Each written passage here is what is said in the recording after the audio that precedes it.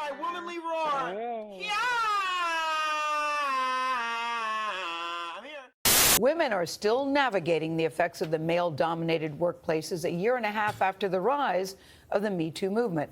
Well, we're in a bad place. So 60% of male managers in the U.S., 60% are afraid to have a one-on-one meeting with a woman.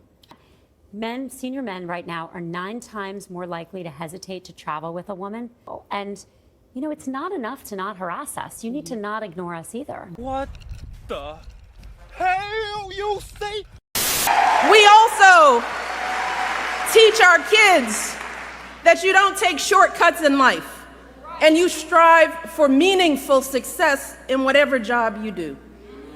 Well, Hillary has been a lawyer, a law professor, First Lady of Arkansas, First Lady of the United States, a U.S. Senator, Secretary of State, and she has been successful in every role, gaining more experience and exposure to the presidency than any candidate in our lifetime. More than Barack, more than Bill, and yes, she happens to be a woman. Okay. Now, at this very moment, Roe v. Wade remains the law of the land. But let's talk about what a world without Roe looks like. Women in almost half the country could see their access to abortion severely limited. In 13 of those states, women would lose access to abortion immediately and outright. Those Republican leaders who are trying to weaponize the use of the law against women, well, we say, how dare they? How dare they tell a woman what she can do and cannot do with her own body? How dare they?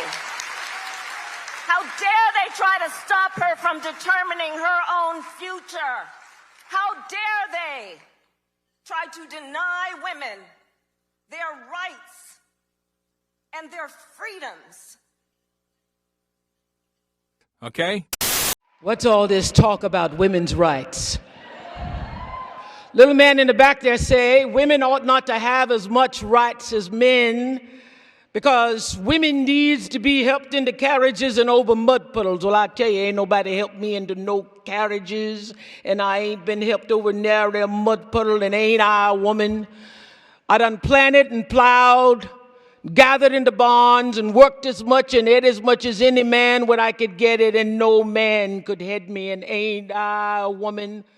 I done born 13 children and seen them all sold off into slavery, and when I cried out with a woman's grief, ain't nobody but Jesus heard me. And ain't I a woman? What I know is if one woman, Eve, was able to turn this world upside down all by herself, look like to me all these women's in this room together ought to be able to turn it right side up. All right. These white men, old, by the way, are not protecting women. Okay. Of course it helps that there are women on that committee, but you know what? I expect the men in this country and the men in this committee, and many of them, believe me, because we all signed on to this letter to demand an FBI investigation, but really, guess who's perpetuating all of these kinds of actions? It's the men in this country, and I just want to say to the men in this country, just shut up and step up. Do the right thing for a change. All right. I'm also a professional athlete, and I've helped, along with all of my teammates virtually here today, one teammate literally here today, win 4 World Cup championships and 4 Olympic gold medals for the United States.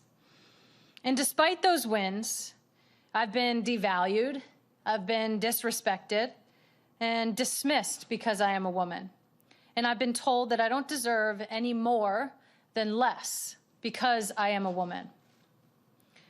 You see, despite all the wins, I'm still paid less than men who do the same job that I do. All right. Can you provide a definition for the word woman? Can I provide a definition? No. Yeah. I can't. You can't? Coleslaw. What do you say a woman is? I believe that everyone can identify for themselves. Okay. Do you believe then that men can become pregnant and have abortions? Yes. How interesting. Fuck this shit, I'm out.